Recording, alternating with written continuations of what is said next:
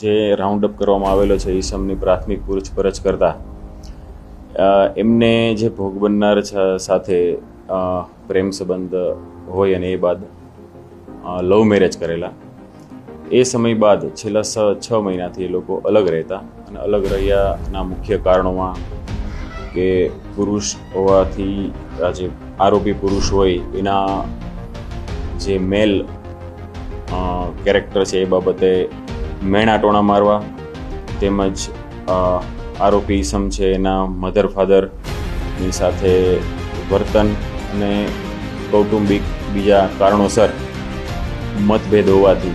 ઘણા સમયથી આરોપીના કહેવા પ્રમાણે એની માનસિક હેરાનગતિ હોવાથી એણે બદલાની ભાવના રાખીને એક કેમિકલ કે જે અત્યારે આઈડેન્ટિફાઈ નથી થઈ શક્યું એની તપાસ હાલમાં ચાલુ છે. એ કેમિકલનો ઉપયોગ કરીને ભોગ બનનારના મોઢા ઉપર સબક શીખવાડવાના ઈરાદાથી એના ઉપર ફેંકવામાં આવેલો.